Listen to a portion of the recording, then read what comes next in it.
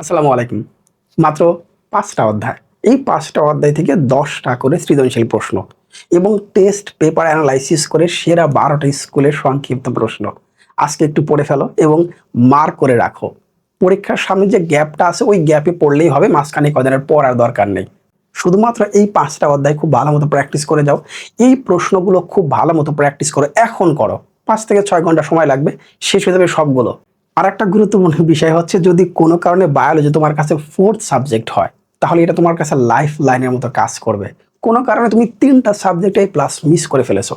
3টা 3টা সাবজেক্টে তোমার এ গ্রেড আসছে। এখন বায়োলজি তোমার যদি 4th সাবজেক্ট হয়, সেটা হায়ার ম্যাথও হতে পারে, তাহলে এটাই এ প্লাস পাওয়ার কারণে 3 পয়েন্ট যোগ হবে, অর্থাৎ টোটাল রেজাল্টটা তোমার এ প্লাস চলে আসবে। আবার দুটো সাবজেক্টে তোমার এ মাইনাস চলে আসছে, সেক্ষেত্রে 4th সাবজেক্টে এ প্লাস পাওয়ার কারণে তোমার কিন্তু এ প্লাস চলে আসবে। তার মানে 4th সাবজেক্ট হলে মহা গুরুত্বপূর্ণ ভূমিকা পালন করবে বিপদের সময়, মিস করা যাবে না। মেন সাবজেক্ট হলে তো কোনো কথাই নেই, রাইট? তাহলে আজকে আমরা সেই 5টা অধ্যায় দেখব। আজকেই শুধু পড়ো, মার্ক করে রাখো এবং পরীক্ষার সামনে যে গ্যাপটা আছে তখন পড়লেই হবে ইনশাল্লাহ। তো চলো মূল ভিডিও স্টার্ট করি। তাহলে প্রথমে আমরা সেই অধ্যায়গুলো সিলেক্ট করব, কোন অধ্যায়গুলো আমাদের জন্য সবচেয়ে বেশি ইম্পর্টেন্ট। টোটাল অধ্যায় হচ্ছে 7টা। সবগুলো অধ্যায় থেকে একটা করে প্রশ্ন আসবে, এটাই মোটামুটি নিশ্চিত, এবং সবগুলো বোর্ডে এটাই করবে মনে হচ্ছে। কোন একটা অধ্যায় থেকে ডাবল প্রশ্ন হবে এইটার সম্ভাবনা খুবই কম, হলে হতেও পারে। কোন একটা বোর্ডে একটা অধ্যায় থেকে ডাবল কোশ্চেন দিতেই পারে, কিছু করার নেই। অনেক ক্ষেত্রে ফুল সিলেবাস থাকা সত্ত্বেও কিন্তু একটা অধ্যায় থেকে হঠাৎ করে ডাবল প্রশ্ন দিয়ে দিচ্ছে, হতেই পারে, কিছু করার নেই। বাট আমরা ধরে নিব 7টা অধ্যায় থেকে 7টা প্রশ্ন আসবে।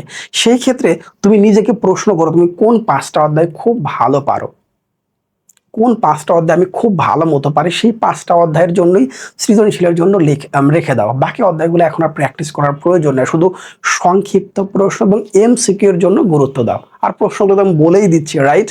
তাহলে এখানে যে 7টা অধ্যায় আছে, আমি সিলেক্ট করলে প্রথমে 1 নম্বর অধ্যায় সিলেক্ট করতাম, এরপরে 3, 4 এবং লাস্ট হচ্ছে 2।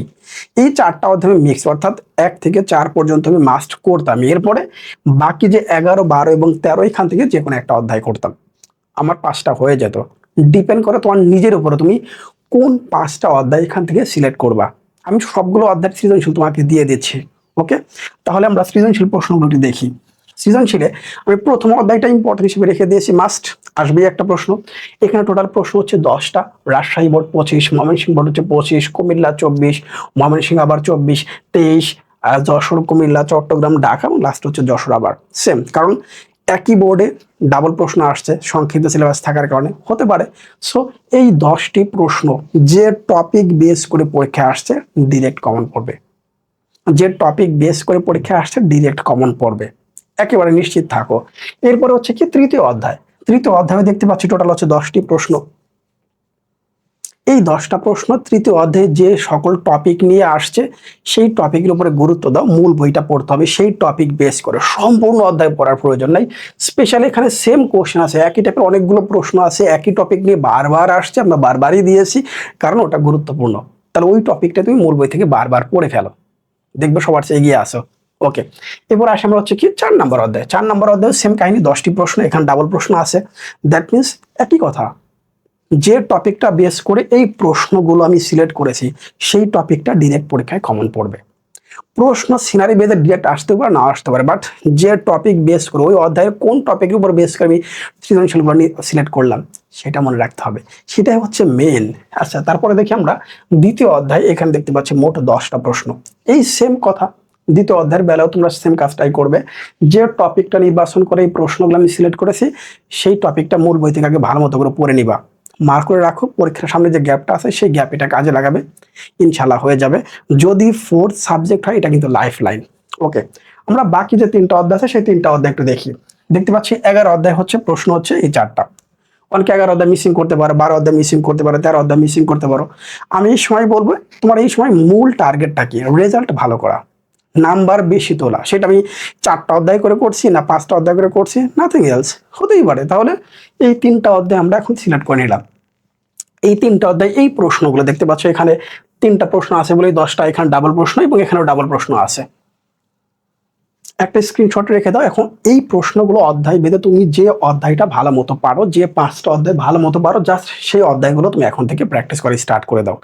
বাকি অধ্যায়গুলো সৃজনশীল না পড়ে শুধুমাত্র সংক্ষিপ্ত প্রশ্ন এবং এমসিকিউর জন্য রিডিং পড়তে পারো। ওকে, তাহলে হয়ে গেল আমাদের মূল কাজ। এখন প্রধান কাজ আছে সংক্ষিপ্ত প্রশ্ন। এটা তোমাদের আগে ছিল না, তোমরা একদম নতুন পরীক্ষা দিচ্ছ, এই জন্য বোর্ড কোশ্চেন বাছাই করাটা ডিফিকাল্ট নাই, একদমই নাই।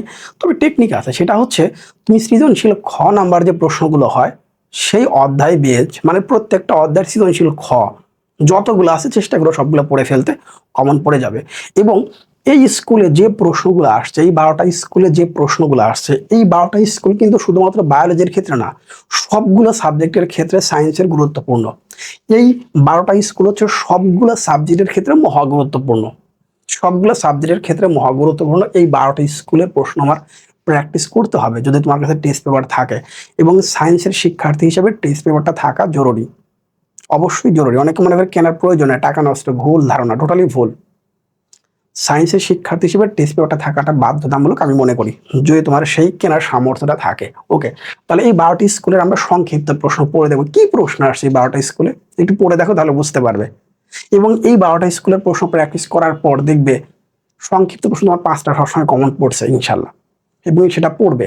এখন আমরা যদি আমাদের দেখো পিডিএফ কোর্স ডিটেলস যেটা আছে, গুগল ক্রোমে গিয়ে যদি আমরা সার্চ করি, তাহলে গুগল ক্রোমে আমরা সার্চ করবো হচ্ছে www.raju academy, অলরেডি চলে আসছে। ওকে, দিয়ে দিলাম। দেখো এই হচ্ছে আমাদের ওয়েবসাইট। এই ওয়েবসাইটে আসলে আমরা যখন দেখো এইখানে এই যে বিজ্ঞানের সাবজেক্ট আমরা দেখতে পাচ্ছি, এখানে 13টি সাবজেক্ট, এখানে তোমরা ক্লিক করি, ক্লিক করার পর দেখতে পাচ্ছ এখানে আমরা যদি এখানে শুধুমাত্র ফিজিক্স, কেমিস্ট্রি, বায়োলজি দেখতে পাচ্ছ, বায়োলজির অংশ দেখতে পাচ্ছি। 5টি অধ্যায় 10টা করে সিকিউ আমি দিয়েছি, 5টি অধ্যায় 10টা করে সিকিউ আমি দিয়েছি। এবং দেখতে পাচ্ছ বায়োলজিতে 299টি এমসিকিউ আমি দিয়েছি, 299টি এমসিকিউ আমি দিয়েছি। 5টা অধ্যায় থেকে 10টা করে সৃজনশীল, পাশাপাশি আমি কি করেছি, মাত্র 299টি এমসিকিউ তোমার জন্য দেওয়া হয়েছে। এটা পড়লেই হয়ে যাবে ইনশাল্লাহ, এর বাইরে এক্সট্রা লাগবে না। এবং দেখতে পাচ্ছ এখানে কত শিক্ষার্থী, অলরেডি 388 প্রতিদিনই অ্যাড হচ্ছে। 363 থেকে অলরেডি দেখো 88, সেটা কিন্তু ফুল কোর্স ক্রয় করেছে, শুধুমাত্র বায়োলজি না, শুধুমাত্র ফিজিক্স না। মাথায় রাখতে হবে 2600+ ছাড়িয়ে যাচ্ছে। এবং 18 তারিখ রাত 12টা পর্যন্ত কিন্তু সুযোগ থাকবে। এখন বাংলা দ্বিতীয় পত্র পরীক্ষা দিয়ে এসে রাজু 100% কমন পেয়ে গিয়েছে, তখন তোমার তো কিছু করার নেই, কারণ ইতিমধ্যে আমাদের কোর্সের ম্যাথ শেষ, তখন এনরোল হতে পারবে না। অনেক ভালো থাকো, শুভেচ্ছা নিরন্তর।